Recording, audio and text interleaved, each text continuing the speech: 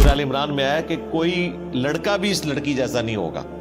ہاں یہ ہم نے جو تمہیں لڑکی دی ہے اللہ نے یہ طے کیا ہے کہ اس لڑکی کو اور اس سے ہونے والی اولاد کو جہان والوں کے لیے نشانی بنائیں گے. ابھی تو ان کی کئی آزمائشیں باقی تھیں. ہمیں تو مرتبہ نظر آتا ہے نا حضرت سیدہ مریم کا, ان کی زندگی تو آزمائشوں سے عبارت ہے. یتیم پیدا ہوئی, بچپن میں ماں کی شفقت سے بھی ہاتھ دھونا پڑا, وقف ہو گئی. ہم تو چھوٹے سے بچوں کو یقین کریں اسکول چھوڑنے جاتے ہیں تو دل ادھر ہی اٹکا ہوا ہوتا ہے, سیدھی سی بات ہے. اور پھر بچیوں کے لیے تو ویسے ہی زیادہ جذبات ہوتے ہیں. اور پھر اس کے بعد جو انہوں نے تکلیفیں کاٹی ہیں, لوگوں کی باتیں سنی ہیں, تو یہ مرتبہ حاصل کرنے کے لیے ہمیں تو لگتا ہے نا کہ جی انہیں اللہ تعالیٰ نے بغیر خاوند کے اولاد دی, تو انہیں جو باتیں سننی پڑی ہیں, جس تکلیف سے گزرنا پڑا, اس کا اظہار بھی آپ کو اس میں نظر آ جائے گا.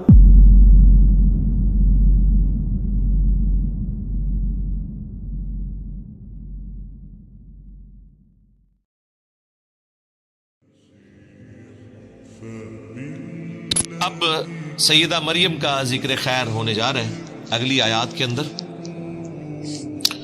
وَاذْكُرْ فِي الْكِتَابِ مریم, اور اے محبوب صلی اللہ علیہ وآلہ وسلم کتاب میں یاد کریں مریم کو, ان کا حال بیان کریں اس اللہ کی کتاب قرآن میں, اور ان سے بھی ذکر کریں. اِذِ انتبذت من اہلها مکانا شرقیا, جب وہ اپنے گھر والوں سے الگ ہو گئیں ایک مکان میں جو مشرق کی جانب تھا. یہ آج بھی حجرہ یروشلم میں موجود ہے, مشرقی کونا. اور یروشلم ایک ایسی جگہ ہے جو تینوں بڑے مذاہب کے لیے, چاہے مسلمان ہوں, کرسچنز ہوں, جیوز ہوں, ایک متبرک جگہ ہے. مسلمان اس لیے جاتے ہیں, وہ قبلہ اوسط ہے مسلمانوں کا, قبلہ اول نہیں ہے, یہ غلط العام ہے. قبلہ اول خانہ کعبہ ہے, کچھ عرصہ کے لیے بیت المقدس ہوا, اور پھر دوبارہ خانہ کعبہ ہو گیا. اور اس اعتبار سے بھی اہمیت کی حامل ہے وہ جگہ کہ نبی صلی اللہ علیہ وآلہ وسلم کا سفر معراج وہیں سے ہوا. اسی چٹان کے اوپر یہ گولڈن ڈوم بنایا گیا ہے, ڈوم آف دا راک, جسے لوگ سمجھتے ہیں یہ مسجد اقصیٰ ہے. مسجد اقصیٰ وہاں سے تقریباً 700 میٹر کے فاصلے پر ہے. آج کل اس کو قبلی ماسک کے نام سے یاد کیا جاتا ہے. نبی الاسلام کے زمانے میں مسجد اقصیٰ نام کی کوئی مسجد نہیں تھی. قرآن میں جو اقصیٰ ذکر ہے, اقصیٰ کہتے ہیں دور کی مسجد. اس زمانے میں اسے ایلیا, یروشلم, بیت المقدس, یہ الفاظ استعمال ہوتے تھے. پھر حضرت عمر نے وہاں پہ قبلی ماسک بھی بنا دی, ورنہ تو اگر کوئی مسجد ہوتی تو اس کا نام اقصیٰ رکھا جاتا. تو وہ پورا جو پہاڑ ہے نا وہ حرم ہے. مسلمانوں کے لیے تیسرا حرم ہے مکہ اور مدینہ کے بعد. اسی کے اوپر وہ چٹان بھی موجود ہے جہاں سے نبی الاسلام معراج پہ تشریف لے گئے.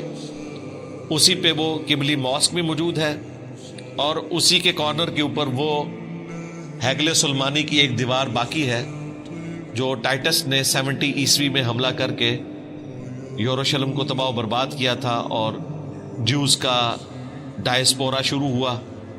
اب جا کے کچھ انہیں سکون آیا تو انہوں نے دنیا میں بے سکونی شروع کروا دی ہے. تو ایک دیوار ابھی تک باقی ہے جسے ویلنگ وال کہتے ہیں, دیوار گریا, جس کے سامنے وہ تورات پڑھ رہے ہوتے ہیں. اور ان کا ارادہ ہے کہ دوبارہ سے, بلکہ تیسری بار اب ہیگل سلمانی تعمیر ہوگا. تھرڈ ٹیمپل اسے کہتے ہیں. تو یہ حرم کا نقشہ میں نے آپ کو بتایا, میں نے کئی ویڈیوز میں اسے ڈسپلے بھی کروایا ہوا ہے. وہیں پر ایک مشرقی کونا ہے اسی حرم والی جگہ پر جہاں پہ سیدہ مریم نے عبادت کی. بیسیکلی اس کی تفصیلات تو آ چکی ہیں سورہ آل عمران کے اندر کہ حضرت مریم کی والدہ نے یہ منت مانی تھی کہ اے اللہ تو مجھے اولاد دے تو میں اسے ہیکل سلمانی کی خدمت کے لیے وقف کر دوں گی. ان کے تو ذہن میں یہی تھا کہ اللہ تعالیٰ بیٹا دے گا اور ہیکل سلمانی کی خدمت کے لیے اسے وقف کیا جائے گا, کیونکہ اس زمانے میں مرد ہی وقف ہوتے تھے ہیکل سلمانی کی خدمت کے لیے. یہ بڑی آکورڈ بات تھی کہ کوئی عورت ہیکل سلمانی کی خدمت کے لیے جائے. ظاہر ہے پھر پردے کا بھی اہتمام کرنا پڑے گا، اور ایک ریجڈ قسم کے مذہبی ماحول کے اندر ایک عورت کو تو ایکسیپٹنس بالکل ملتی ہی نہیں ہے. جب بیٹی پیدا ہوئی تو انہیں اس چیز کا غم تھا، تو سورہ آل عمران میں آیا کہ کوئی لڑکا بھی اس لڑکی جیسا نہیں ہوگا. ہاں، یہ ہم نے جو تمہیں لڑکی دی ہے، اللہ نے یہ طے کیا ہے کہ اس لڑکی کو اور اس سے ہونے والی اولاد کو جہان والوں کے لیے نشانی بنائیں گے. دونوں ہی بڑے معجزے ہیں، سیدہ مریم کی پیدائش اور ان کے ساتھ جو معاملات، اور ان کے بعد عیسیٰ ابن مریم کی پیدائش. یہ دونوں معجزات ہیں. حضرت مریم کے والد عمران تھے جو بنی اسرائیل کے پیغمبر تھے، وہ تو فوت ہو گئے. سیدہ مریم بعد میں پیدا ہوئی. ان کی کفالت پھر ان کے خالوص سیدنا زکریا علیہ السلام نے کی. اس کا ذکر بھی سورہ آل عمران میں گزر چکا. تو وہاں پہ یہ تفصیل ہے کہ سیدہ مریم خود ایک دعا کے نتیجے میں پیدا ہوئی، لیکن مانگا لڑکا تھا، نکل آئی لڑکی. تو اللہ تعالیٰ نے کہا کہ کوئی لڑکا بھی اس لڑکی جیسا نہ ہوتا، اس کو وقف کرو. اب یہ بڑی حیران کن بات تھی کہ ان کو وقف کرنا ہے، تو اس کے لیے پھر ظاہر ہے الگ سے ایک حصہ بنایا گیا. وہاں پہ جتنے پریسٹ تھے، پادری تھے، مذہبی طبقہ، یا آج کل آپ سمجھ لیں جس طرح مدرسے کے طالب علم، تو وہ جس جگہ پہ بیٹھے تھے وہاں پہ تو اس چھوٹی بچی کو نہیں بٹھایا جا سکتا، اور بچی بھی چھوٹی سی. جب وہ چلنے پھرنے کے قابل ہوئی ہیں بمشکل 7-8 سال کی عمر میں، تو ان کو پھر وہاں پہ وقف کر دیا گیا تھا. پانی بھر کے لاتی تھی. وہ میں نے آپ کو بتایا، ایران والوں نے جو مریم مقدس فلم بنائی ہے نا، یقین کریں بندے کے آنسو نہیں رکتے. انہوں نے جو اس کو فلمایا ہے، مجھے پہلی دفعہ اس کو دیکھ کر احساس ہوا ہے کہ یہ غیر معمولی معاملہ ہے. ماں باپ پہ کیا کیفیت گزری، باپ تو نہیں تھے، خالو تھے، ان پہ کیا کیفیت گزری، اور والدہ پہ کیا کیفیت گزری. اس تکلیف کا کوئی اندازہ نہیں کر سکتا. پھر انہیں جو تیکھی باتیں سننی پڑتی تھی مدرسے کے طالب علموں کی طرف سے. طالب علم تو ایک دوسرے کو نہیں چھوڑتے ہیں، تو ایک چھوٹی بچی اس کے اوپر ظلم کرتے تھے، مارتے تھے، پیٹتے تھے، اور اس سے ضرورت سے زیادہ کام لیتے تھے. ان کے لیے الگ سے پھر ایک حجرہ حضرت زکریا علیہ السلام نے بنایا جس میں وہ عبادت کرے تاکہ ان کا انٹریکشن ان کے ساتھ نہ ہو. ابھی تو ان کی کئی آزمائشیں باقی تھیں. ہمیں تو مرتبہ نظر آتا ہے نا حضرت سیدہ مریم کا، ان کی زندگی تو آزمائشوں سے عبارت ہے. یتیم پیدا ہوئی، بچپن میں ماں کی شفقت سے بھی ہاتھ دھونا پڑا، وقف ہو گئی.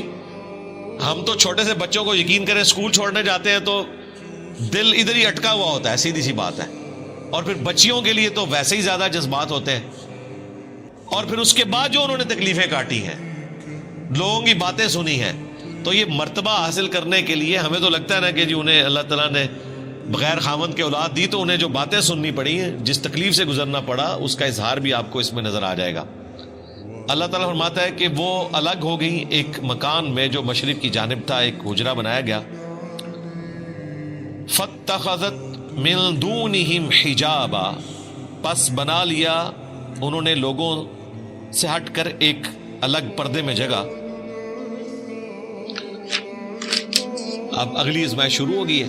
فَأَرْسَلْنَا إِلَيْهَا رُوحَنَا، پس ہم نے ان کے پاس بھیجا اپنی طرف سے ایک روح، یعنی حضرت جبرائیل علیہ السلام کو، ہولی گوسٹ کہہ لیں،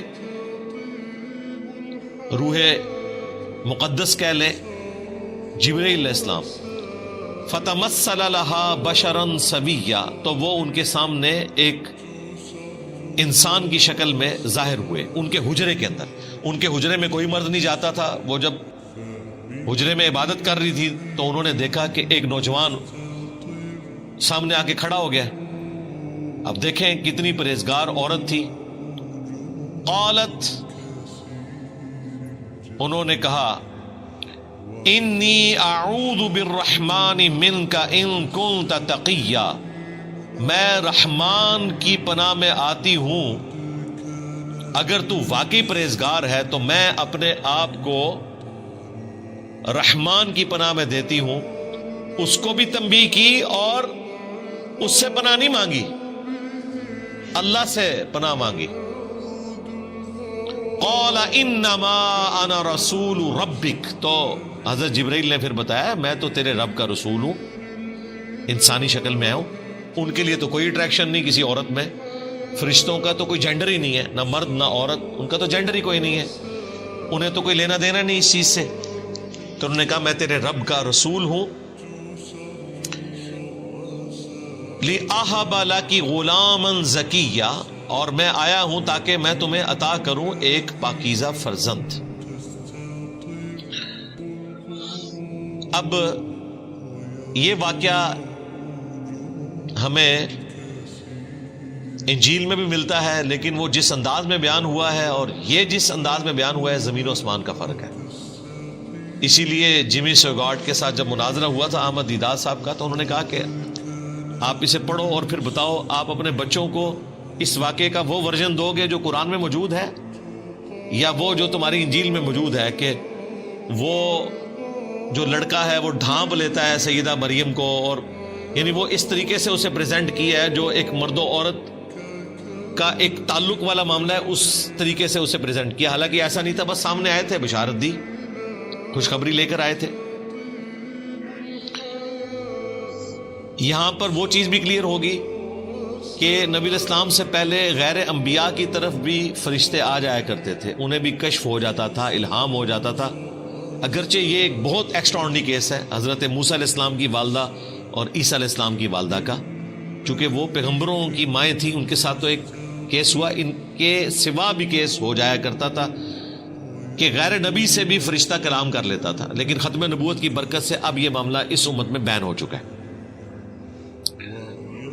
تو حضرت جبرائیل علیہ السلام نے کہا کہ میں تمہیں بشارت دینے والا ہوں ایک پاکیزہ بچے کی.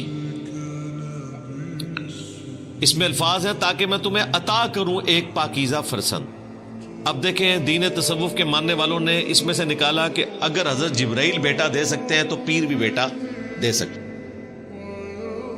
اور انہوں نے ظاہری الفاظ پکڑے کہ میں آیا ہوں اس لیے کہ تاکہ تمہیں بیٹا دوں. بیٹا دوں سے مراد یہ ہے کہ بیٹے کی بشارت دو، کیونکہ بعد میں آ رہا ہے کہ وہ اللہ نے دینا ہے. حضرت جبرائیل علیہ السلام تو کسی کو بیٹا نہیں دے سکتے، وہ تو صرف وہی لے کر آئے تھے. تو ظاہری الفاظ کو اٹھاتے ہیں، پورا کانٹیکسٹ چھوڑتے ہیں اور کہتے ہیں کہ حضرت جبرائیل بیٹا دیتے ہیں. بالکل ایسا نہیں ہے. قالت انا یکون لی غلام، تو سیدہ مریم نے کہا کہ مجھے بیٹا کیسے ہو سکتا ہے. وَلَمْ يَمْسَسْنِي بَشَرٌ وَلَمْ أَكُ بَغِيًّا، جبکہ مجھے کسی مرد نے آج تک ہاتھ نہیں لگایا شوہر کی حیثیت سے، اور نہ ہی میں کوئی بدکار عورت ہوں. اور اللہ تعالیٰ کا طریقہ ہے کہ مرد و عورت کے ازدواجی تعلق کے بغیر نسل انسانی یوں نہیں چلتی، تو مجھے اولاد کیسے ہو جائے گی. اب یہ ایک ایکسٹراڈنری چیز تھی. تو حضرت جبرائیل علیہ السلام نے کہا قال کذالک، انہوں نے کہا ایسا ہی ہوگا. قال ربک هو علی ہین، تو انہوں نے کہا کہ تیرے رب کے لیے یہ کرنا بہت آسان ہے. یہ سیم وہی الفاظ ہیں جو حضرت زکریا علیہ السلام کے کیس میں فرشتے نے کہا تھا جب انہوں نے کہا، پیچھے گزر چکا کہ میں بوڑھا ہو چکا ہوں، میری بیوی 5 ہے، تو کہا کہ اسی طریقے سے ہوگا اور یہ اللہ کے لیے آسان ہے. تو دونوں ہی معجزانہ پیدائشیں ہیں، حضرت یحییٰ علیہ السلام کی بھی اور حضرت عیسیٰ علیہ السلام کی بھی. اور یحییٰ علیہ السلام جو ہیں وہ عیسیٰ ابن مریم کی تصدیق کرنے والے ہیں، ایک زمانے میں ہوئے ہیں اور آپس میں رشتہ بھی ہے، خالہ زاد بھی لگتے ہیں. تو یہاں پہ بھی حضرت مریم کو فرشتے نے کہا اللہ کے لیے بہت آسان ہے. وَلِنَجْعَلَهُ آیَةً لِلنَّاسِ، اور ہم تیرے بیٹے کو معجزانہ طور پر ایک نشانی، قدرت کا ایک معجزہ بنائیں گے انسانیت کے لیے. وَرَحْمَةً مِنَّا، اور اپنی طرف سے سراپا رحمت. وَكَانَ أَمْرًا مَقْضِيًّا، اور یہ ایک ایسی بات ہے جس کا فیصلہ ہو چکا ہے، یہ اللہ کی تقدیر میں طے پا چکا ہے کہ آپ کو معجزانہ طور پر اولاد دی جائے گی اور یہ اولاد انسانیت کے لیے ایک نشانی ہوگی. اللہ تعالیٰ کا ایک پلان تھا کہ ہم نے ایک انسان ایسا بھی پیدا کرنا ہے کہ جس کی ماں ہو اور باپ نہ ہو. ویسے تو آدم علیہ السلام کے کیس میں ان سے بھی بڑا ورژن ہے، ان کی تو ماں اور باپ دونوں نہیں تھے. ان کو تو اللہ تعالیٰ نے خاص اپنے ہاتھوں سے بنایا جیسا کہ ہاتھ اس کی قدرت کے لائق ہیں. ہم اس کے لیے یوں تشبیہ بھی بیان نہیں کرتے. اپنی طرف سے روح پھونکی. اسی لیے سورہ آل عمران میں اللہ تعالیٰ نے کرسچنز کو سمجھاتے ہوئے کہا ہے کہ عیسیٰ کی مثال اللہ کے حضور آدم کی سی ہے کہ اس کو ہم نے مٹی سے بنایا، کن فیکون ہو گیا. تو اللہ تعالیٰ کے لیے کوئی مشکل نہیں ہے. اگر آدم علیہ السلام اللہ کے بندے ہیں، جن کو کرسچنز بھی کہتے ہیں کہ وہ اللہ کے بندے ہیں، تو عیسیٰ ابن مریم بدرجہ اولا اللہ کے بندے ہیں، کیونکہ آدم علیہ السلام کی ماں اور باپ دونوں کوئی نہیں تھے. عیسیٰ علیہ السلام کی پھر بھی ماں تھی اور انہوں نے 9 مہینے کا پیریڈ ماں کے پیٹ میں گزارا، جو ایک نیچرل پروسیس ہے. ایک مسنگ ایلیمنٹ تھا باپ والا، وہ اللہ تعالیٰ کی طرف سے خاص ایک روح تھی. اسی لیے سورۃ النساء میں آیا کہ عیسیٰ ابن مریم روح من ہے، اللہ کی خاص روح ہے. ویسے تو ہمارے اندر بھی اللہ کی روح ہے. روح سے مراد اللہ کی مخلوق روح، لیکن عیسیٰ ابن مریم خاص روح ہے کیونکہ وہاں باپ والا ایلیمنٹ مسنگ ہے. وہ خاص روح ہے کہ صرف ماں سے پیدا ہوئے اور جہان والوں کے لیے ان کو نشانی بنانا تھا. فحملتہ، تو وہ اس کے ساتھ پریگنٹ ہو گئی، حاملہ ہو گئی.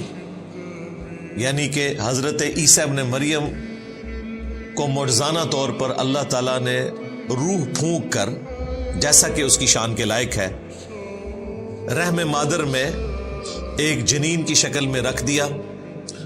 پھر اس کے بعد انہوں نے 9 مہینے کا پیریڈ گزارا، جو ایک نیچرل پروسیس ہے. فانتبذت بہ مکانا قصیا، تو وہ اس بچے کو لے کر ایک دور کی جگہ پر چلی گئی. ظاہر ہے کہ وہاں پر جو پریگنینسی کے دوران تکلیف اٹھانی پڑتی ہیں ایک عورت کو، تو وہ ایک سمبل ہوتا ہے جس سے لوگ جج کر لیتے ہیں. اور وہ تو وہاں پر عبادت کر رہی تھی، لوگوں نے طرح طرح کی باتیں کرنی تھی. تو آپ کو اللہ تعالیٰ کی طرف سے یہ چیز القاء کی گئی کہ اب آپ اس جگہ کو چھوڑ کر کسی دور بیابان جنگل میں چلے جائیں. دونوں ماں بیٹا، یعنی کہ سیدہ مریم اسی پریگننٹ فارم میں تشریف لے گئی، اور اللہ تعالیٰ نے ان کے لیے معجزانہ طور پر خوراک کا بندوبست کیا، کیونکہ اب وہ کسی کے پاس کھانے کے لیے تو نہیں جا سکتی تھی. 9 مہینے تک انہوں نے کھجور اور پانی کے اوپر گزارا کیا. کھجور ایک پرفیکٹ غذا ہے، ظاہر ہے. ایک کھجور کے اندر 2 روٹیوں کے برابر کیلوریز موجود ہوتی ہیں، اور تازہ کھجوریں اللہ تعالیٰ کی طرف سے اور تازہ پانی کا چشمہ اللہ تعالیٰ کی طرف سے 9 مہینے کے لیے بہا دیا گیا.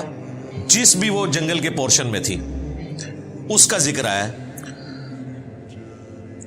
فَأَجَاءَهَا الْمَخَاضُ إِلَى جِذْعِ النَّخْلَةِ، پس وہ جو پریگنینسی کا درد تھا، وہ تکلیف انہیں لے آئی ایک کھجور کے تنے کے پاس.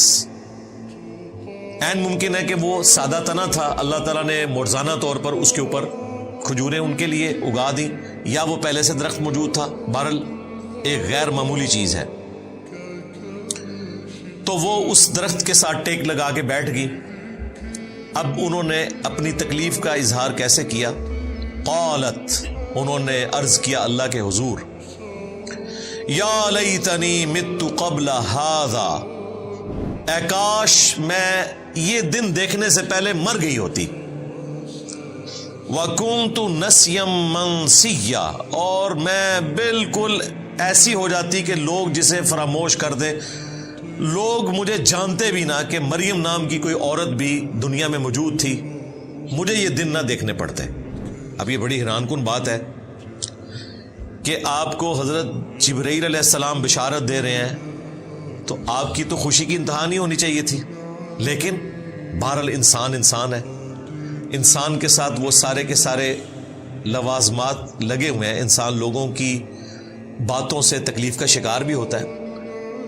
تو سیدہ مریم کو بھی اس تکلیف کا احساس ہوا کہ میں اب لوگوں کا سامنا کیسے کروں گی کہ بغیر شادی کے مجھے اولاد ہو گئی، تو لوگ طرح طرح کی باتیں کریں گے۔ اس تکلیف کے احساس نے انہیں آہوزاری کرنے پر مجبور کیا اللہ کے حضور کہ کاش آج سے پہلے میں مر چکی ہوتی، یہ دن نہ مجھے دیکھنے پڑتے اور میں بھولی بسری ہو جاتی۔ نسیم منسیہ۔ اب اس مبارک آیت میں بھی منکرین احادیث کا رد ہے، جو احادیث میں آئے ہوئے واقعات کا مذاق اڑاتے ہیں کہ یہ کیسے ہو گیا۔ یہی بات اگر صحیح بخاری یا مسلم میں لکھی ہوتی تو انہوں نے مذاق اڑانا تھا، یہ کیسے ہو گیا کہ سیدہ مریم کو فرشتہ بشارت دے اور اس کے بعد پھر وہ کہ میں کاش مر گئی ہوتی، بھولی بسری ہو جاتی، یہ ہو ہی نہیں سکتا۔ ہمیں اگر حضرت جبرائیل بشارت دے ہم تو خوشی کے مارے پھولے نہیں سمائیں گے، تو سیدہ مریم ایسی باتیں کیسے کر سکتی تھی؟ انہوں نے مذاق اڑانا تھا، اور وہ جینون ہوتا گیون سرکمسٹانسز میں۔ لیکن اس کا جواب کیا ہے؟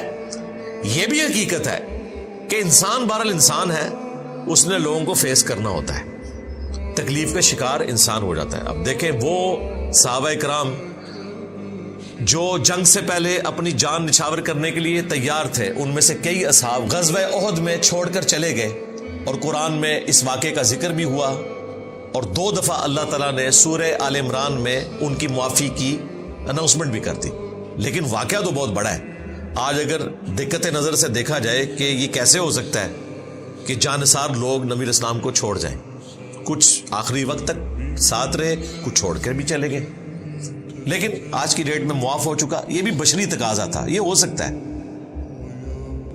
یہ شاعری میں باتیں اچھی لگتی ہیں، تیرے ہوتے جنم لیا ہوتا تو تیرے قدموں سے لپٹتا، تو میں خاک کا ذرہ ہوتا، میں اپنی جان نچھاور کر دیتا۔ جب وقت آتا ہے تو بہت مشکل ہوتا ہے اس پر عمل کرنا۔ آج دیکھ لیں کتنے لوگ ہیں جو فجر کی نماز کے لیے اٹھتے ہیں، انہوں نے نبی الاسلام کے لیے اپنی جان قربان کرنی تھی، جو بسترے کی قربانی نہیں دے سکتے۔ تو یہ جذباتی باتیں، پریکٹیکلی انسان تکلیف سے گزرتا ہے۔ تو یہاں پر بھی سیدہ مریم کا یہ کہنا یہ ایک بشری تقاضا تھا، انسان ہے۔ جب انہوں نے یہ فریاد کی تو اللہ تعالیٰ نے اس پہ انہیں کوئی ڈانٹا نہیں ہے، بلکہ فرشتے کے ذریعے بشارت دی۔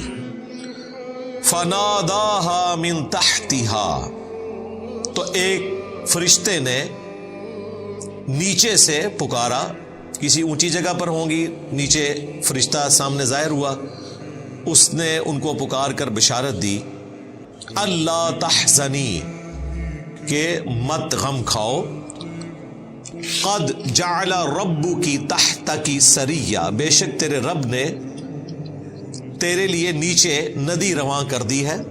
اب یہ معجزانہ طور پر ڈھارس تھی، اسی وقت کوئی ندی چلی ان کے لیے، اسی درخت کے نیچے جہاں پر وہ بیٹھی ہوئی تھی۔ ظاہر ہے ان کے لیے پریگنینسی میں موومنٹ کرنا بھی مشکل تھا۔ اور دیکھیں دوسرا معجزہ یہ ظاہر ہوا، وَهُزِّي إِلَيْكِ بِجِذْعِ النَّخْلَةِ، اور یہ جو کھجور کا تنا ہے نا، اس کو اپنی طرف ہلاؤ۔ اب مجھے بتائیں بڑا آدمی بھی کسی کھجور کے تنے کو نہیں ہلا سکتا، تو عورت کیسے ہلائے گی؟ بس معجزانہ طور پر تھا، بس ہاتھ ہی رکھا انہوں نے، ہلکا سا اسے ہلایا، کیا وہ ہلا بھی نہیں ہوگا؟ اتنا وہ سخت درخت ہوتا ہے۔ معجزانہ طور پر ہوا۔ تساقط علیکی رطبا جنیہ، تو یہ تنا آپ کے اوپر پکی ہوئی کھجوریں گرانا شروع کر دے گا۔ عین ممکن ہے کوئی خشک تنا تھا، اس پہ کھجوریں لگ گئی اسی وقت، معجزانہ طور پر ندی تو رواں ہوئی ہے۔ اب 2 تفاسیر کی گئی ہیں۔ ایک تفسیر جو قرآن میں فٹ ان بیٹھتی ہے وہ یہی ہے کہ یہ کسی فرشتے نے ہی کہا۔ بعض لوگ اس طرف گئے ہیں کہ حضرت عیسیٰ علیہ السلام نے کلام کیا ان کی گود میں، لیکن یہ دور کی بات ہے۔ اس کی وجہ یہ ہے کہ یہ بات تو آنی تھی 9 مہینے کے بعد۔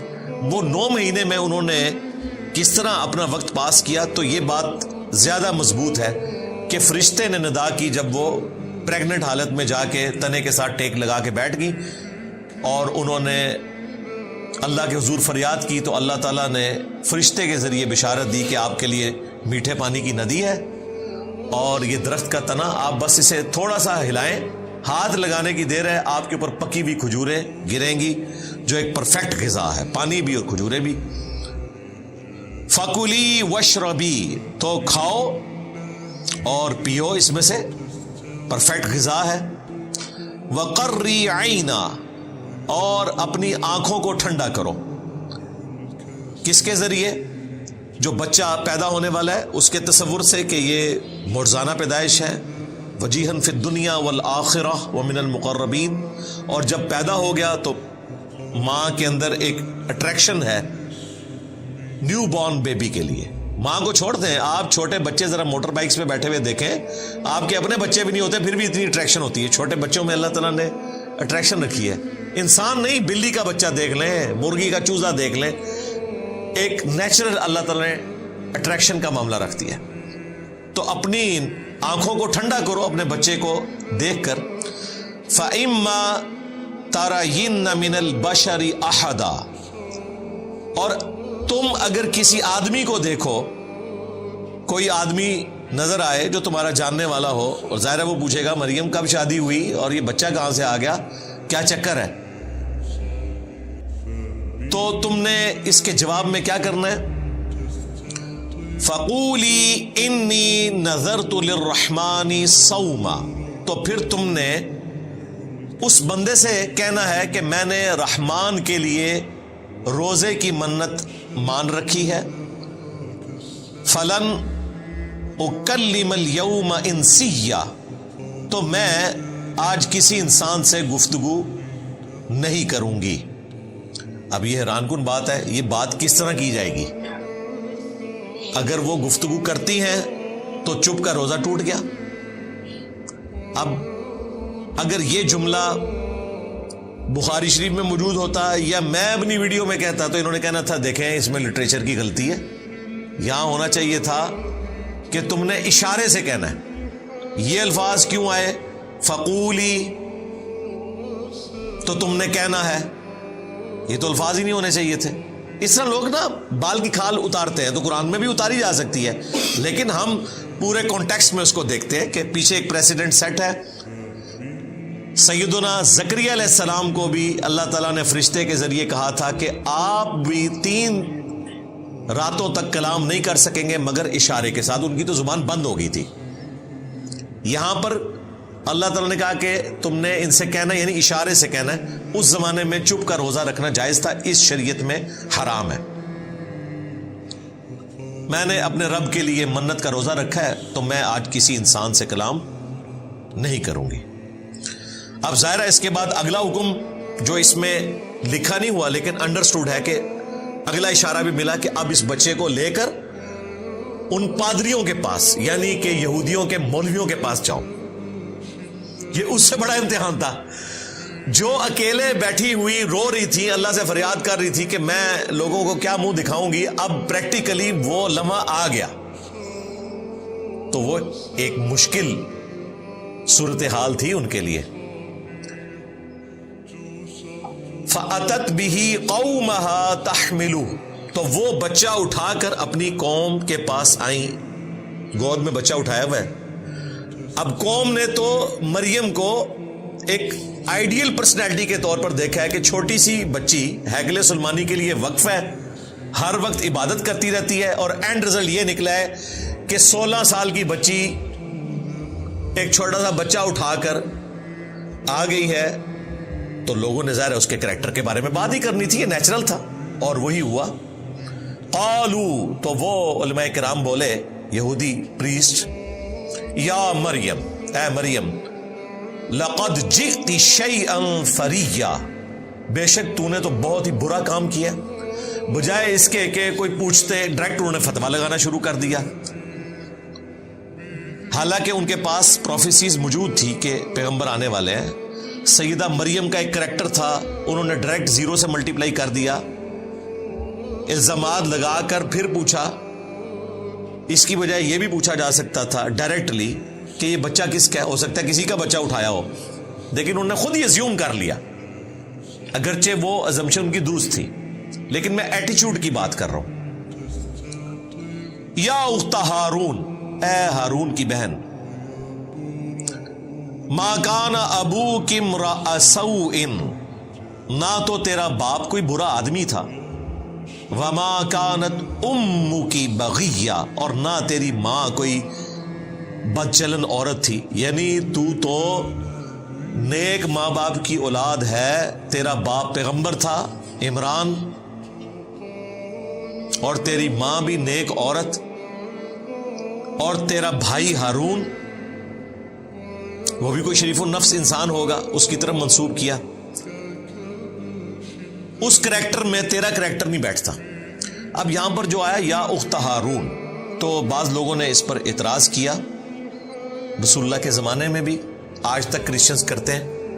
مارمری ایمینول جو کرسچن آرتھوڈاکس ہے, ایک پریسٹ آسٹریلیا میں, اس نے قرآن پر, اسلام پر 5 اعتراضات کیے تھے. ان میں سے ایک اعتراض یہ تھا, میں نے تفصیلی ویڈیو ریکارڈ کروائی تھی, reply to Christian bishop Mar Mari Emmanuel. 5 blames اس نے لگائے تھے, میں نے جواب دیا تھا. ایک یہ ہے کہ جی ہارون علیہ السلام اور عیسیٰ علیہ السلام میں تو 1000 سال کا فاصلہ ہے, تو سیدہ مریم ہارون کی بہن کیسے ہو گئی؟ یہ تو ہسٹوریکل مسٹیک ہے قرآن میں. انہوں نے بھی پادریوں کی طرح ایزیوم کر لیا کہ قرآن کو یہ زمانی ترتیب ہی نہیں پتا. حالانکہ قرآن حکیم میں سورہ آل عمران میں, سورۃ المائدہ میں انبیاء کی زمانی ترتیب کا بھی ذکر ہوا ہے. سورۃ الحدید میں بھی کئی جگہ, جس میں اللہ تعالیٰ نے ترتیب کے ساتھ بیان کیا کہ ہم نے ابراہیم علیہ السلام کو, پھر ان کی اولاد میں سے اسحاق, اور ان کی اولاد کو پیغمبری عطا فرمائی, اور پے در پے رسول آتے رہے, یہاں تک کہ عیسیٰ ابن مریم کو ہم نے بھیجا. اور اس میں موسیٰ علیہ السلام, ہارون علیہ السلام کا بھی ذکر ہے. قرآن تو خود کہہ رہا ہے کہ ان کا زمانہ ایک نہیں ہے, تو قرآن تو یہ غلطی کر ہی نہیں سکتا تھا نا کہ اس سے مراد وہ ہارون لیا جاتا جو موسیٰ علیہ السلام کے بڑے بھائی تھے. قرآن تو خود کہہ رہا ہے کہ ان کے درمیان اتنا فاصلہ ہے.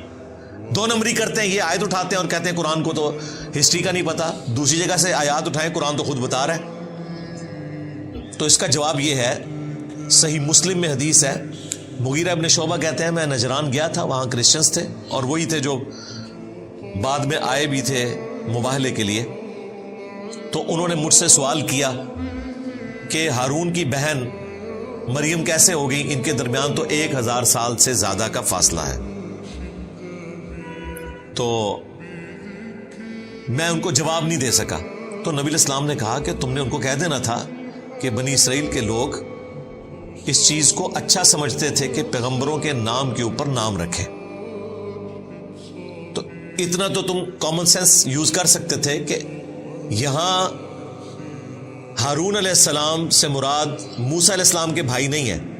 اب یہ حیران کن بات ہے کہ ہارون علیہ السلام اور موسیٰ علیہ السلام کے والد کا نام بھی عمران ہے, اور سیدہ مریم کے والد کا نام بھی عمران ہے.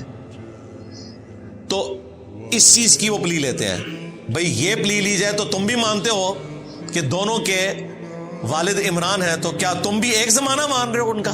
نہیں. تو وہ وہی جواب دیں گے جو نبی علیہ السلام نے دیا کہ انبیاء کے ناموں کے اوپر نام رکھے جاتے تھے, نیک بندوں کے ناموں کے اوپر نام رکھے جاتے تھے, اور وہ لیگیسی اس امت میں بھی چلی ہے. ہم لوگ بھی پریفر کرتے ہیں کہ انبیاء کے ناموں کے اوپر نام رکھیں. اس وقت دنیا میں سب سے زیادہ نام محمد ہے, وہ اسی وجہ سے ہے کہ نبی علیہ السلام کی طرف نسبت ہے. مسلمان ابراہیم بھی رکھتے ہیں, موسیٰ بھی رکھتے ہیں, عیسیٰ بھی رکھتے ہیں الحمدللہ. تو بنی اسرائیل میں بھی یہ طریقہ تھا کہ نبیوں اور نیک لوگوں کے نام کے اوپر نام رکھے جاتے تھے. تو نبی علیہ السلام نے کہا کہ تم نے کہہ دینا تھا کہ بنی اسرائیل انبیاء اور نیک لوگوں کے ناموں کے اوپر اپنے بچوں کے نام رکھا کرتے تھے. تو اس سے یہ پتہ چلا کہ سیدہ مریم کا کوئی بھائی تھا جس کا نام ہارون تھا. یہاں ہارون سے مراد موسیٰ علیہ السلام کے بھائی نہیں ہے. بعض علماء نے اس کا کمزور جواب دیا کہ یا اخت ہارون سے مراد اسی طریقے سے ہے جیسا کہ قرآن حکیم میں جگہ جگہ ذکر ہوا. پیغمبر کے کیس میں لوط کے بھائیوں نے، نوح کے بھائیوں نے، یعنی اس قوم میں سے ہی پیغمبر ہوتا ہے تو بھائی کے رشتے سے بات کی جاتی ہے، اگرچہ وہ فرق تو ہے امتی کا اور پیغمبر کا. تو یہاں بھائی سے مراد یہ ہے کہ سیدہ مریم ہارون علیہ السلام کی اولاد میں سے تھیں، اس وجہ سے یا اخت ہارون کہا گیا. لیکن وہ اپنے زمانے کے لیے تو درست ہے، قرآن میں ایسی کوئی نظیر نہیں ملتی کہ اولاد میں ہو اس کے لیے بھی کہا جائے کہ ہارون کے بھائیوں میں سے یا موسیٰ کے بھائیوں میں سے. اس طرح کی کوئی مثال نہیں ملتی. یہ کمزور جواب ہے. جواب وہی ہے جو صحیح مسلم کے اندر آیا ہے. ڈاکٹر ذاکر نائک نے بھی اس کا جواب دیا تھا، لیکن چونکہ ان کو اس طریقے سے حدیث کا نالج نہیں تھا تو انہوں نے کہا کہ المصنف ابن ابی شیبہ میں ایک روایت موجود ہے. اور روایت کون سی بیان کی؟ جو مسلم شریف میں ہے. انہیں نہیں پتا تھا یہ صحیح مسلم میں ہے. تو میں نے اپنی ویڈیو میں بھی کہا تھا کہ مصنف ابن ابی شیبہ سے تو ضرورت ہی نہیں، وہ روایت مسلم شریف میں ہے جو مین سٹریم کی 6 کتابوں میں آتی ہے. تو مصنف تک تو ہم تب پہنچیں گے جب یہاں ہمیں کوئی دلیل نہ ملے. تو سیم حدیث صحیح مسلم میں موجود ہے جو اس مسئلے کو کلیئر کر دیتی ہے کہ یا اخت ہارون سے مراد یہ ہے کہ ہارون علیہ السلام کے نام پر مریم سلام اللہ علیہا کا کوئی بھائی تھا جس کا نام ہارون تھا.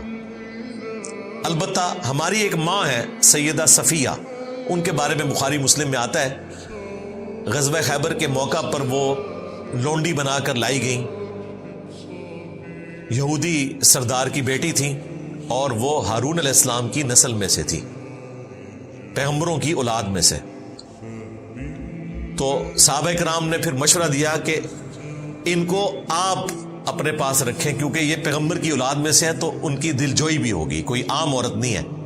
تو نبی علیہ السلام نے اتنی دلجوئی فرمائی کہ سیدہ صفیہ کو آزاد کر دیا اور ان کی آزادی ان کا حق مہر ٹھہرا اور انہیں اپنے عقد میں لے لیا نکاح کر کے بجائے لونڈی بنانے کے. مزید پروٹوکول دیا، ان کی وہ غلامی بھی ختم کر دی اور انہیں آزاد کر کے اپنے عقد میں لیا اور ہماری ماں بن گئی سیدہ صفیہ بنت حیی بن اخطب. حیی ابن اخطب یہ یہودی سردار تھا جو مارا گیا.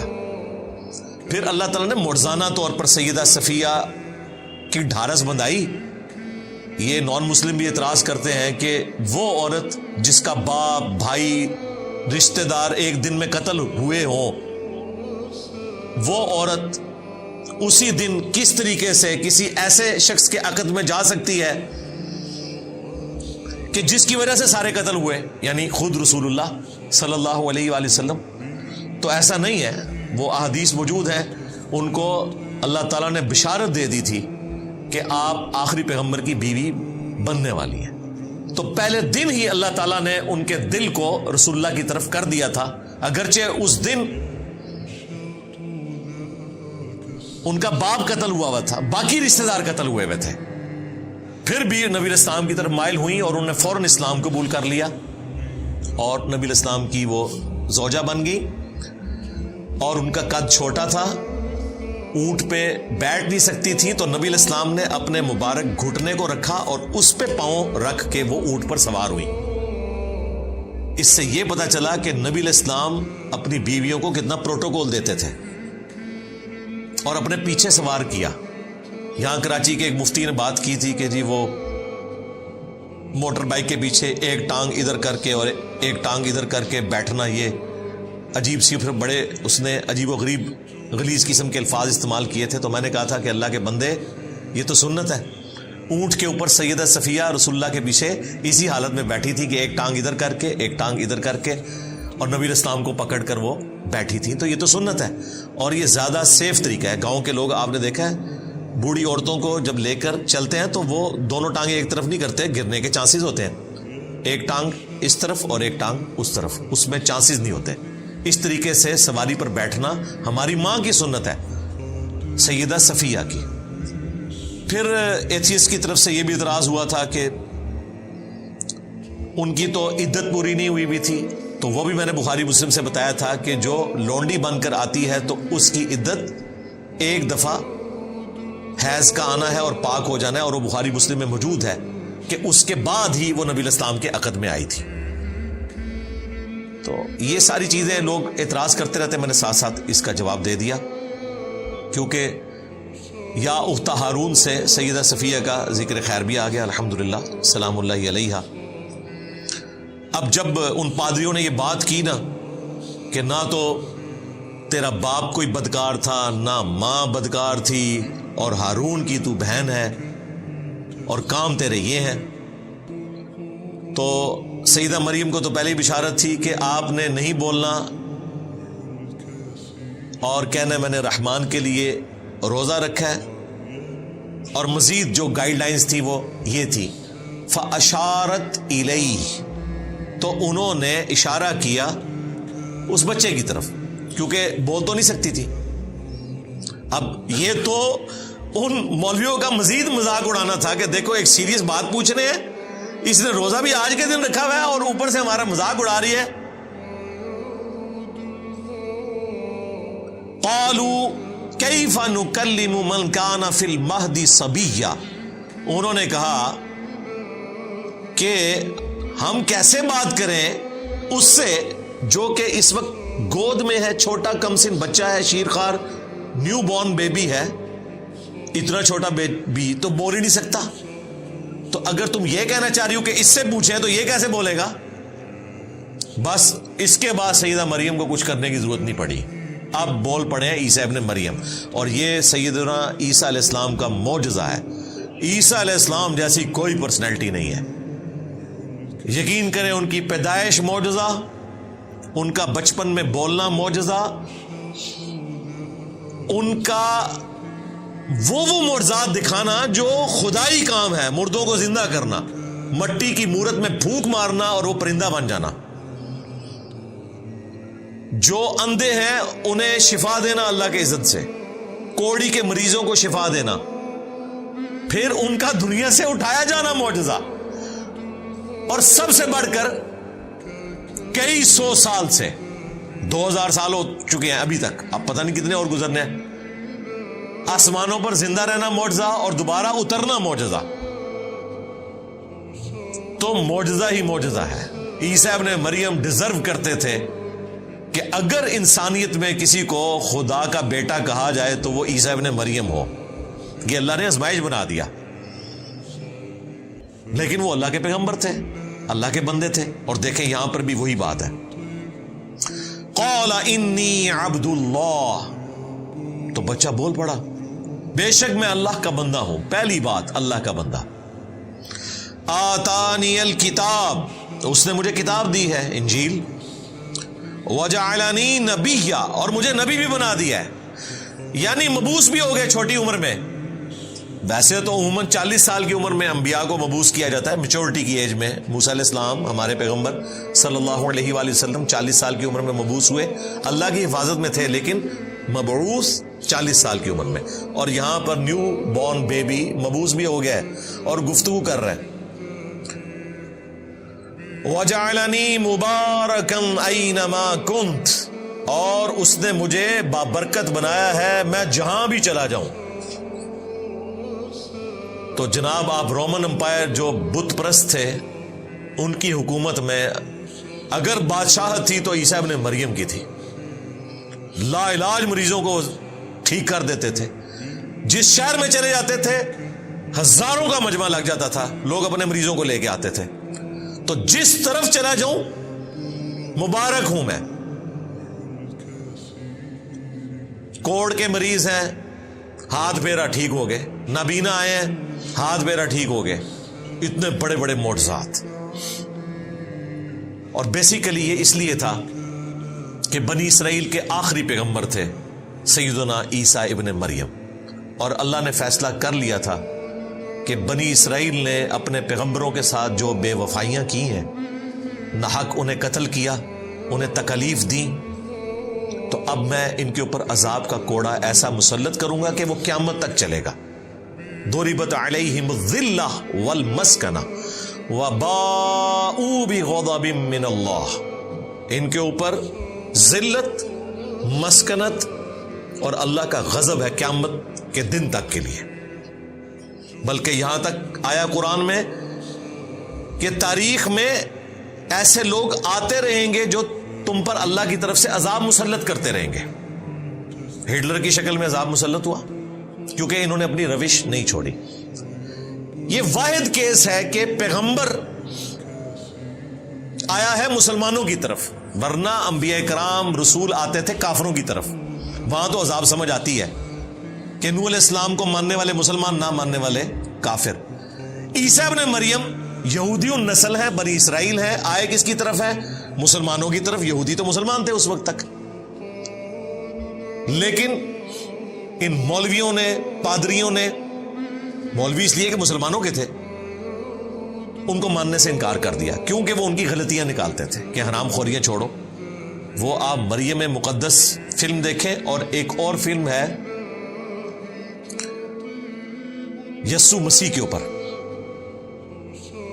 وہ بھی کئی اقساط کے اوپر ہے، ایران والوں نے بنائی ہے۔ اس میں آپ یہ منظر دیکھیں گے، وہ جہاں جاتے ہیں لوگ پہنچ جاتے ہیں، اور پھر بیت المقدس میں جب عیسیٰ ابن مریم جاتے ہیں اور دیکھتے ہیں کہ وہاں پہ جناب سودی لین دین ہو رہا ہے، مسجد کو بازار بنایا ہوا ہے، تو ان کی حمیت جاگ اٹھتی ہے۔ وہ سب کی ٹیبلز اکھاڑ کے پرے پھینکتے ہیں، ہر چیز تتر بتر کر دیتے ہیں اللہ کی حمیت کی وجہ سے، اور وہاں کھڑے ہو کر پھر وہ توحید کا خطبہ دیتے ہیں کہ تم ابراہیم کے ماننے والے ہو، ابراہیم تو یہ کچھ نہیں کرتے تھے، ابراہیم کا نام بیچ رہے ہو تم۔ اب وہاں بیٹھے ہوئے تھے بابے، اور یہ ہے 25 سال کا نوجوان، کہاں سے وہ دعوت قبول کرے؟ ان کے قتل کے فتوے جاری کیے، اللہ تعالیٰ نے انہیں زندہ آسمانوں پر اٹھا لیا، اور پھر اس کے بدلے میں اللہ تعالیٰ نے ان کے اوپر عذاب مسلط کیا، کیونکہ عیسیٰ ابن مریم بنی اسرائیل کے آخری پیغمبر تھے۔ کسی بھی بنی اسرائیل کے یہودی کو، یعنی کہ اس وقت کے مسلمان کو، شک بھی نہیں رہا اس بات میں کہ یہ پیغمبر ہیں یا نہیں۔ سب نے اتنے بڑے معجزات دیکھ لیے، کوئی انسان کر ہی نہیں سکتا مردوں کو زندہ کرنا۔ یہ تو وہ معجزہ ہے جو بنی اسرائیل کے کسی پیغمبر نے نہیں کیا ہوا تھا، یہ معجزہ تو ابراہیم علیہ السلام کے پاس نہیں تھا، کوئی شک نہیں تھا۔ اس کے باوجود دیکھیں صرف 12 بندوں نے حضرت عیسیٰ ابن مریم کی دعوت کو قبول کیا، یہودیوں نے دعوت قبول نہیں کی۔ دشمنوں کے ڈیزرو کرتے تھے کہ ان کے اوپر ذلت مسلط کر دی جائے قیامت کے دن تک کے لیے، اور وہ مسلط ہے۔ اس لیے اللہ تعالیٰ کا جتنا غصہ یہودیوں کے اوپر ہے نا، کافروں پہ اتنا نہیں ہے تو یہ بھی کافر، لیکن آسمانی مذہب کے ماننے والے ہیں، کیونکہ انہوں نے اپنے پیغمبر کو ماننے سے انکار کر دیا۔ اور یہ دیکھیں، یہ معجزہ وہ اپنی آنکھوں سے دیکھ رہے ہیں کہ ایک شیرخوار بچہ وہ کہہ رہا ہے میں اللہ کا بندہ ہوں، اللہ نے مجھے کتاب دی ہے، مجھے نبی بنایا ہے، مجھے بابرکت بنایا ہے، میں جہاں کہیں بھی جاؤں، وَأَوْصَانِي، اور مجھے وصیت کر دی ہے اس بات کی، بِالصَّلَاةِ، کہ نماز ادا کرتے رہو۔ نماز کا ذکر ہر جگہ آتا ہے کہ پیغمبر بھی اپنے آپ کو نماز سے بے نیاز نہیں کر سکتا۔ وَالزَّكَاةِ، اور اللہ کی راہ میں صدقہ اور خیرات کرنے کا، زکوٰۃ دینے کا۔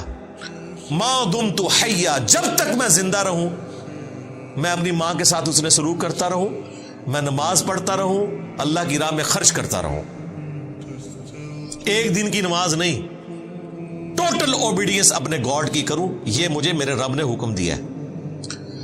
وَبَرًّا بِوَالِدَتِي، اور مجھے خدمت گزار بنایا ہے اپنی ماں کا۔ پیغمبر ہے لیکن خدمت کر رہا ہے ماں کی، کیوں؟ اس ماں نے تکلیفیں اٹھائی ہیں اس بچے کی خاطر، کتنی باتیں سنی ہیں،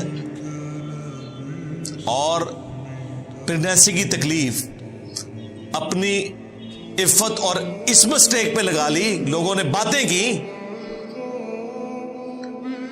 وَلَمْ يَجْعَلْنِي جَبَّارًا شَقِيًّا، اور مجھے سخت طبیعت کا نہیں بنایا، نہ بدبخت بنایا ہے، یعنی میں نرم مزاج ہوں، اپنی ماں کے ساتھ بھی اس نے سلوک کرنے والا اور عوام الناس کے ساتھ بھی۔ والسلام علیہ، اور سلامتی ہو مجھ پر، یوم ولدت، اس دن جس دن میں پیدا ہوا، ویوم اموت، اور اس دن جب میں الٹیمیٹلی مروں گا، یعنی دنیا میں دوبارہ آنا ہے، اس کے بعد شادی بھی کریں گے، فوت بھی ہوں گے، اس پہ میری الگ سے ویڈیوز ریکارڈ ہیں، اولاد بھی ہوگی۔ وَيَوْمَ أُبْعَثُ حَيًّا، اور اس دن جس دن میں مرنے کے بعد دوبارہ اٹھایا جاؤں گا۔ تینوں مواقع پر مجھے اللہ تعالیٰ کی سلامتی نصیب ہو۔ دیکھیں پیغمبر بھی اللہ تعالیٰ سے سلامتی مانگتے ہیں، اور آپ کے پیغمبر نے آپ کو ہر فرض نماز کے بعد صحیح مسلم میں یہ دعا سکھا دی ہے، اللہم انت السلام ومنک السلام تبارکت یا ذا الجلال والاکرام۔ جنت میں بھی جب آپ نے جانا ہے تو قرآن میں آتا ہے کہ فرشتے کہیں گے سلامتی کے ساتھ داخل ہو جاؤ جنت میں، اور جنتیوں کا کلام بھی ہوگا آپس میں، السلام علیکم، یہ بھی قرآن میں آیا سورہ یونس میں، اور دنیا میں مشروع کر دیا کہ آپ نے ایک دوسرے کو سلام کہنا ہے۔ بخاری مسلم میں کتنی احادیث ہے۔ تو یہ دین سراپا سلامتی ہے۔ مسلمانوں کے کلچر میں السلام علیکم سے زیادہ بولی جانے والی چیز کوئی نہیں ہے، اور دیکھ لیں اللہ کا شکر ہے 1400 سال گزرنے کے باوجود، چاہے پریکٹسنگ مسلمان ہو، نان پریکٹسنگ ہو، فون پہ آپس میں ملتے ہوئے السلام علیکم کہتے ہیں۔ میں کہتا ہوں یہ بہت بڑا ایسٹ ہے مسلمانوں کے پاس، کہ یہ وہ طریقہ ہے جو مسلمانوں نے اتنی کمزوریوں کے باوجود نہیں چھوڑا کہ السلام علیکم سے بات شروع کرتے ہیں۔ تو سلام ہو مجھ پر اس دن جس دن میں پیدا ہوا، جس دن میں مروں گا، اور جس دن دوبارہ اٹھایا جاؤں گا۔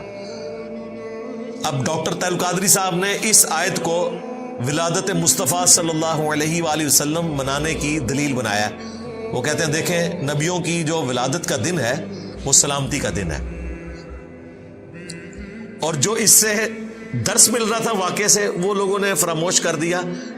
اس میں سے یہ ایک ٹکڑا اٹھایا اور اس میں رنگ بھی خود بھر دیے۔ اس میں کہاں لکھا ہوا ہے کہ عیسیٰ علیہ السلام کے ماننے والے جو ہیں وہ ان کی پیدائش کا دن منائے؟ وہ تو اپنے لیے دعا کر رہے ہیں کہ اے اللہ مجھ پہ سلامتی ہو جس دن میں پیدا ہوا، جس دن میں مروں گا، جس دن میں اٹھایا جاؤں گا۔ اور یہ دعا تو ہر مسلمان کو مانگنی چاہیے۔ سلامتی کی دعا ہم ہر وقت مانگتے ہیں، فرض نماز کے بعد مانگتے ہیں، موت کے وقت بھی سلامتی ہے، اور قیامت کے دن بھی سلامتی، پل صراط پر بھی سلامتی۔ تو اس کا کوئی لینا دینا نہیں ہے اس میلاد کے ساتھ۔ ویسے صحیح مسلم حدیث ہے نبی الاسلام میلاد مناتے تھے سال بعد نہیں، ہر مہینے نہیں، ہر ہفتے پیر کا روزہ رکھ کے۔ 2750 نمبر حدیث ہے۔ پوچھا گیا کیوں رکھتے ہیں؟ فرمایا فیہ ولدت وفیہ انزل علیہ، اس دن میں پیدا ہوا، اس دن مجھ پر پہلی وحی نازل ہوئی، اس کی خوشی میں میں روزہ رکھتا ہوں۔ یعنی جشن قرآن اور جشن ولادت مصطفیٰ صلی اللہ علیہ وآلہ وسلم منانے کا سنت طریقہ ہے پیر کا روزہ رکھنا۔ That's all. ذالک عیسی ابن مریم، یہ ہیں عیسیٰ ابن مریم، قول الحق الذی فیہ یمترون، سچی بات جس میں لوگ جھگڑا کرتے ہیں، یہ ہے سٹیٹس عیسیٰ ابن مریم کا۔ جھگڑا کیا کرتے ہیں؟ کہتے ہیں خدا کا بیٹا، کیونکہ مرزانہ طور پر پیدا ہوئے، روح من ہے، تو اللہ تعالیٰ نے کہا کہ یہ پوری سٹوری ہے، اس طرح وہ پیدا ہوئے، اس کے پیچھے اللہ کا ڈیوائن پلان یہ تھا۔ ان کا سٹیٹس یہ ہے کہ وہ اللہ کے بندے ہیں۔ سورہ آل عمران میں آیا کہ عیسیٰ کی مثال اللہ کے حضور آدم کی سی ہے، کن فیکون کر کے جس طرح آدم کو پیدا کیا عیسیٰ کو بھی پیدا کر دیا۔ اور حیران کن بات ہے کرسچنز آدم علیہ السلام کو اللہ کا بندہ ہی مانتے ہیں، حالانکہ وہ بڑے گاڈ ہونے چاہیے۔ عیسیٰ علیہ السلام نے تو ماں کے پیٹ میں 9 مہینے گزارے، والدہ بھی ہیں، صرف والد نہیں ہے، اور حضرت آدم وہ ہیں جن کی والدہ بھی نہیں اور والد بھی نہیں۔ تو اس لیے اللہ تعالیٰ نے کہا کہ آدم والی مثال ہے عیسیٰ، ان کو تو تم بھی کہتے ہو کہ اللہ کے بندے ہیں، تو عیسیٰ کی تو پھر بھی والدہ تھی، انہوں نے پریگنینسی بھی گزاری، تمہیں کیسے گمان ہوا کہ وہ اللہ کے بیٹے ہیں؟ اگر سن آف گاڈ آپ ان معنوں میں کہیں کہ مخلوق اللہ کا کنبہ ہے، وہ ساری مخلوق اللہ کا کنبہ ہے، اللہ پالنے والا ہے. جس طرح ایک باپ اولاد کو پالتا ہے، اللہ تعالیٰ مخلوقات کو پالتا ہے. خالق مخلوق کا فرق رہے گا. اس ٹرم میں ابناء اللہ ہیں پیغمبر بھی، پیغمبروں کے ماننے والے بھی. ہم بھی کہتے ہیں نا 40 لاکھ فرزندان توحید نے اس سال حج ادا کیا. تو توحید کا تو کوئی فرزند نہیں ہوتا، اللہ کا تو کوئی بیٹا نہیں، لم یلد ولم یولد. لیکن یہ بیگوٹن سن کی بات نہیں ہو رہی ہوتی ہے، اللہ والے. جس طرح یہودی کہتے تھے کہ ہم ابناء اللہ ہیں اور اس کے احبا ہیں. اللہ نے یہ نہیں کہا کہ یہ کفر بول رہے ہو، کہا کہ اللہ سے کوئی عہد لے لیا کہ اللہ تعالیٰ تمہیں عذاب نہیں دے گا. یعنی بنی اسرائیل کی ٹرمالوجی میں ابناء اللہ والی جو ٹرم ہے وہ ان معنوں میں ہے کہ خالق اور مخلوق کا فرق ہے، محاورتاً بات ہے، ولد نہیں ہے، بیگوٹن والا سلسلہ نہیں ہے. ما کان للہ ان یتخذ من ولد، اللہ کی یہ شان نہیں کہ وہ اپنے لیے اولاد چنے. یہ ایک کریٹیکل موقع ہے. عموماً کرسچنز یہ بات کرتے ہیں کہ قرآن میں جب کبھی بھی ولد کا ذکر آیا تو وہ عیسیٰ ابن مریم کے کانٹیکسٹ میں نہیں آیا. لہذا جو قرآن حکیم کا مقدمہ ہے کہ اللہ نے اپنے لیے بیٹا نہیں چنا، یہ والا مقدمہ آپ ہمارے خلاف نہیں پیش کر سکتے. ولد کا لفظ دکھائیں کہ عیسیٰ ابن مریم کے کانٹیکسٹ میں اللہ تعالیٰ نے کرسچنز کے بارے میں بات کی ہو کہ وہ عیسیٰ ابن مریم کو بیگوٹن سن مانتے تھے. تو یہ ثبوت ہے قرآن میں کہ وہ بیگوٹن سن مانتے تھے، کیونکہ یہاں کانٹیکسٹ کے ساتھ اللہ تعالیٰ نے بیگوٹن سن کی نفی کی ہے. کیونکہ کرسچنز میں سے بہت تھوڑا سا طبقہ ہے جو توحید کے ماننے والے ہیں. یونیٹیرین ان کو کہا جاتا ہے، موحد کہا جاتا ہے، بہت تھوڑے ہیں. آٹے میں نمک بھی نہیں، آٹے میں نمک پھر بھی زیادہ ہوتا ہے. اور وہ یہ بات پکڑتے ہیں، وہ کہتے ہیں ہم تو خدائے واحد کے ماننے والے ہیں اور قرآن نے ہمیں تو کہیں کنڈیم نہیں کیا. وہ تو بات ہوئی ہے بیٹا بنانے کی، تو بیٹے کا کانسیپٹ تو آپ کے ہاں بھی ہے کہ یہ محاورتاً بات ہوتی ہے. وہ تو ہم کہتے تھے، ہم ولد نہیں کہتے تھے. یہ موقع ہے جہاں پر اللہ تعالیٰ نے ذکر کر دیا کہ وہ ولد بھی مانتے تھے، اور یہ حقیقت ہے. کنگ جیمز ورژن جو اس وقت دنیا میں چل رہا ہے، گریک لینگویج سے ٹرانسلیٹ ہوا ہے. انجیل مقدس کے نام سے بائبل سوسائٹی انارکلی لاہور سے انجیل پرنٹ ہوتی ہے. اس کے شروع میں بھی لکھا ہے کہ یہ کنگ جیمز ورژن ہے، اور اصل نسخہ جو ہے وہ یونان کا اس سے اس کو لیا گیا. ان کے پاس تو ہبرو ہے ہی نہیں ہے نا. اصل نسخہ وہ ہے جو آلریڈی ٹرانسلیٹڈ ہے، اس لیے تو بیچ میں ایسی خرافات ہے. کنگ جیم تھا جس نے اس کو لکھوایا تھا، اور اس سے پہلے بیگوٹن سن والی بات انجیل میں موجود تھی جو انہوں نے نکال دی ہے. آج کی انجیل میں بیگوٹن سن والا ذکر موجود نہیں ہے. ایون یہ انجیل سے بھی بیگوٹن سن نہیں دکھا سکتے، لیکن یہ حقیقت ہے کہ وہ مانا کرتے تھے. اسی لیے قرآن کہہ رہا ہے کہ اللہ کی یہ شان نہیں کہ وہ اپنا ولد بیگوٹن سن کسی کو ٹھہرا لے. سبحانہ، وہ تو پاک ہے. بڑا باریک نقطہ ہے، پاک ہے کس چیز سے کہ وہ اپنا بیٹا بنائے. کیوں؟ اولاد انسان کو اس لیے ریکوائرڈ ہوتی ہے کہ انسان کا مشن وہ آگے لے کر چلے گی انسان کے مرنے کے بعد. جسے موت ہی نہیں آنی اسے اولاد کی کیا ضرورت ہے؟ یہ ہے کہ اللہ کے شان شان بھی نہیں کہ وہ بیٹا رکھے، اس کی ضرورت ہی نہیں ہے، اسے موت تو آنی نہیں ہے. یہ تمہاری ضرورت ہے، تمہاری لیگیسی کو کوئی آگے لے کر چلے. اذا قضا امرا، اس کی قدرت تو یہ ہے کہ جب وہ ارادہ کر لیتا ہے کسی کام کا، فانما یقول له کن فیکون، تو بس وہ تو حکم فرماتا ہے کہ ہو جا، اور وہ کام ہو جاتا ہے. اب یہ حکم فرمانا کہ ہو جا تو وہ کام ہو جاتا ہے، یہ اس طرح نہیں ہے جس طرح ہم بولتے ہیں. اللہ تعالیٰ کی جو صفات ہیں ان کی کوئی ہم مثال بیان نہیں کر سکتے. لیس کمثلہ شیء، اللہ کی مثال کوئی شے نہیں، وہو السمیع البصیر، وہی سننے والا ہے، دیکھنے والا ہے۔ ہم بھی سننے والے دیکھنے والے ہیں، لیکن اس طرح نہیں ہے۔ اللہ تعالیٰ کے لیے آپ کان کی یا آنکھوں کی مثال نہیں دے سکتے، جیسا کہ اس کی شان کے لائق ہے۔ وَإِنَّ اللَّهَ رَبِّي وَرَبُّكُمْ، اور بے شک اللہ تعالیٰ میرا بھی رب ہے اور تمہارا بھی رب ہے۔ یہ اب عیسیٰ ابن مریم کا خطبہ ہے یہ جملہ، اور جب وہ جوان ہوئے انہوں نے یہی بات کی کہ بے شک اللہ میرا بھی رب ہے اور تمہارا بھی، فَاعْبُدُوا، پس اس کی عبادت کرو، هَذَا صِرَاطٌ مُسْتَقِيم، یہ ہے سیدھا راستہ۔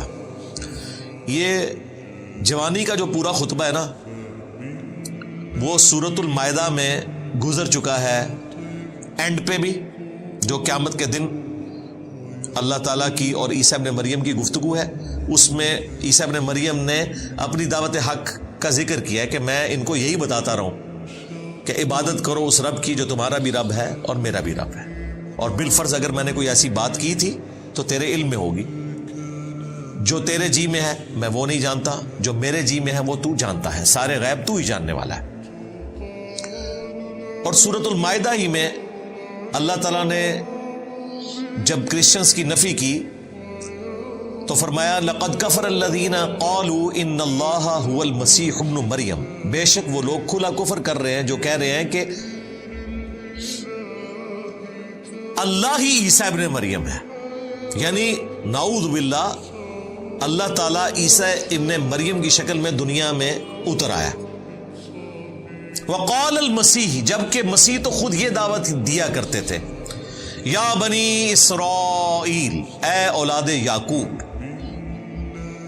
اعبدوا اللہ ربی و ربکم، عبادت کرو اس رب کی جو میرا بھی رب ہے اور تمہارا بھی رب ہے۔ انہ من یشرک باللہ، یاد رکھنا بے شک جس نے اللہ کے ساتھ شرک کیا، فقد حرم اللہ علیہ الجنہ ومأواہ النار وما للظالمین من انصار، ایسے شخص پہ اللہ نے جنت حرام کر دی ہے اور اس کا ٹھکانہ ہے جہنم کی آگ، وہاں اس کا کوئی مددگار نہیں ہوگا۔ یہ پورا خطبہ ہے عیسیٰ ابن مریم کا کہ وہ تو کہتے تھے کہ عبادت کرو اس کی جو میرا بھی رب ہے اور تمہارا بھی رب ہے۔ اللہ تعالیٰ کہہ رہے ہم نے تو عیسیٰ ابن مریم کے ذریعے توحید بیان کی، لیکن کیا ہوا؟ فاختلف الاحزاب من بینہم، پھر کئی گروہ آپس میں اختلاف کرنے لگے، کرسچنز میں بھی گروپ بن گئے، ایک نے کہا اللہ کا بیٹا ہے، دوسروں نے کہا کہ اللہ ہی ہے، پروٹیسٹنٹ کہتے ہیں کہ وہ گاڈ ہے، اور کیتھولک کہتے ہیں وہ اللہ کے بیٹے ہیں، موحدین تو بہت تھوڑے ہیں ان میں، اور یہودیوں نے تو نعوذ باللہ انہیں آؤٹ آف ویڈ لاک کہا، گالیاں دیں، دجال کہا، کیا کیا الفاظ استعمال کیے، عیسیٰ ابن مریم کی والدہ پر تہمت لگائی، اگرچہ انہوں نے اپنی آنکھوں سے ہی منظر دیکھا تھا لیکن دل بے ایمان تھے اجتا ٹیر، اگر دل بے ایمانی پر اترا ہو تو آپ لیم ایکسکیوزز، جھوٹے دلائل گھاڑ لیتے ہیں۔ فَوَيْلٌ لِّلَّذِينَ كَفَرُوا مِن مَّشْهَدِ يَوْمٍ عَظِيمٍ، پس ہلاکت ہے کافروں کے لیے اس دن کی حاضری سے جو بہت بڑا دن ہوگا، بڑا مشکل دن ہے اللہ کے حضور پیشی کا دن، وہاں پر سب کا جھوٹ کھل جائے گا۔ دنیا میں تو آپ دھوکہ دے سکتے ہیں، وہاں تو پھر پکڑ ہوگی۔ اسمع بہم وابصر، اس دن یہ خوب سننے لگیں گے اور خوب دیکھنے لگیں گے۔ یوم یأتوننا لیکن الظالمون اليوم فی ضلال مبین، جس دن وہ اللہ کے حضور حاضر ہوں گے، ان کے کان بھی کام کر رہے ہوں گے، آنکھیں بھی کام کر رہی ہوں گی، لیکن یہ ظالم آج کھلی گمراہی میں، یعنی اللہ تعالیٰ فرما رہا ہے آج تو یہ گمراہی کا سودا بیچ رہے ہیں، لیکن قیامت کے دن ان کی آنکھیں بھی کھلی ہوں گی، کان بھی کھلے ہوں گے، دنیا میں بھی ویسے کھلے ہوئے ہیں، لیکن ان کانوں کو آنکھوں کو یوز نہیں کر رہے، مکرے بنے ہوئے ہیں۔ جیسے ہمارے استاد ڈاکٹر صاحب کہا کرتے تھے، ڈاکٹر اسرار صاحب رحمہ اللہ، کہ جو شخص سویا ہوا ہے اسے تو آپ جگا سکتے ہیں، اور جو آنکھیں بند کر کے لیٹا ہے اس کی تو نیت ہی نہیں اٹھنے کی، آپ اسے نہیں اٹھا سکتے۔ تو یہ علماء یہود وہ تھے جن کی آنکھیں بند تھیں، انہیں پتا تھا کہ اس پیغمبر نے آنا ہے، مسایہ آئیں گے، لیکن وہ مسایہ آگے چلا گیا، آج تک انتظار میں ہے۔ اب جب جھوٹا مسایہ آئے گا، مسیح الدجال، یہ ہے یسوع مسیح عیسیٰ ابن مریم، وہ ہوگا مسیح الدجال، دجل کرنے والا مسیح، کیونکہ کرتب تو وہ بھی دکھا لے گا، یہ تو معجزات ہے، اس کو بھی اللہ تعالیٰ طاقتیں دے گا، بارش برسائے گا، مردے کو زندہ بھی کر دے گا، اس کو یہ پھر اپنا پیشوا مان لیں گے۔ اور جو اصل میں مسایہ تھا وہ آ کے چلا گیا، اس کی قدر نہیں کی، وہ مسایہ اب آئے گا ان کے مسائے کو قتل کرنے کے لیے۔ اور یہ حکمت ہے۔ عیسیٰ ابن مریم کے بارے میں لوگ پوچھتے ہیں کہ انہوں نے ہی کیوں دوبارہ دنیا میں آنا ہے؟ اس لیے کہ رسولوں کے کیس میں ہمیشہ قومیں جب ہلاک ہوتی تھیں تو رسولوں کے سامنے رسولوں کو وہ عذاب دکھایا جاتا تھا کہ یہ آپ کے منکر تھے، دیکھیں ان پر ہمارا عذاب آیا۔ عیسیٰ ابن مریم نے اپنے مخالفین کو ہلاک ہوتے نہیں دیکھا۔ یہ واحد کیس ہے کہ پیغمبر کو اللہ نے اٹھا لیا، ورنہ ہوتا تھا کہ پیغمبر اور ان کے ماننے والے بچا لیے جاتے تھے۔ نوح علیہ السلام ان کے ماننے والے، لوط علیہ السلام ان کی ماننے والی بیٹیاں، شعیب علیہ السلام کے ماننے والے، اور ان کی نگاہوں کے سامنے ان کی قوم کو برباد کر دیا جاتا تھا، آسمان سے عذاب آتا تھا۔ عیسیٰ علیہ السلام کے کیس میں بھی ایسا ہونا چاہیے تھا، لیکن ایسا نہیں ہوا۔ عیسیٰ علیہ السلام کو اللہ نے اٹھا لیا۔ اب عیسیٰ علیہ السلام آئیں گے اور عذاب کی آخری قسط بنو اسرائیل کو اپنے ہاتھوں سے دیں گے، اور اللہ تعالیٰ بنو اسرائیل کو ان کی غلط حرکات کے عذاب کا مزہ چکھائے گا، ان کی طرف بھیجے ہوئے آخری پیغمبر عیسیٰ ابن مریم کے سامنے۔ وہ بنی اسرائیل کے لیے آخری پیغمبر ہے۔ اتنے بڑے معجزات کے ساتھ آئے، لوگوں نے ان کا انکار کیا۔ آج تک بڑی حقارت سے نام لیتے ہیں عیسیٰ ابن مریم کا۔ وہ مسلمان ہیں جو ان کو عزت دیتے ہیں، جیوز تو اتنی سخت نفرت کرتے ہیں۔ اس کے باوجود دیکھیں یہودیوں کی عیاری اور مکاری ہے کہ وہ ہستی جسے کرسچنز نے اپنا خدا مانا ہوا ہے اس کو وہ دجال کہتے ہیں، نعوذ باللہ، آؤٹ آف ویڈ لاک کہتے ہیں اس کی اصل میں خطا ہے، لیکن ایکا کیا ہوا ہے جیوز نے اور کرسچنز نے مسلمانوں کے خلاف۔ ویسے تو یہ نیچرل نہیں ہے، یہ سب کچھ ورلڈ وار 1 اور 2 کے بعد ہوا۔ پہلے تو واقعی ایک دوسرے کو قتل کرتے تھے۔ جو آج ہم قادیانیوں کے ساتھ سلوک کرتے ہیں نا، اس سے برا سلوک یہودیوں کے ساتھ ہوتا تھا یورپ میں۔ انہیں اتوار والے دن نکلنے کی اجازت نہیں ہوتی تھی، بڑی بڑی دیواریں تھیں، سائیڈ پہ ان کو بستیاں دی ہوئی تھی، وہیں پر وہ اندر ہی رہتے تھے، اور ڈیوڈ سٹار انہوں نے وہ 6 کونوں والا بنانا ہوتا تھا تاکہ دور سے پہچانے جائیں کہ یہ یہودی ہیں۔ تو کرسچن سے نفرت کرتے تھے، یعنی مسلمان قادیانیوں سے شاید اتنی نفرت نہ کرتے ہوں، اگرچہ کرتے ہیں بڑے لیول کی، اور یقیناً جسٹیفائی ہے، انہوں نے ایک جھوٹے پیغمبر کی نبوت کو مان لیا، ایک دجال کو مان لیا۔ اس سے زیادہ نفرت کرتے تھے کرسچنز یہودیوں کے ساتھ۔ یہ تو انہوں نے عیاری اور مکاری اور پیسے کے زور کے اوپر انہیں اپنے قابو میں کر لیا۔ آپ امیجن کریں، خدا نہ خواستہ ہمارے پیغمبر کو کسی نے قتل کیا ہو، ہم قیامت تک اس کی نسلوں سے بھی نفرت کریں گے، تھوکیں گے ان کے منہ کے اوپر۔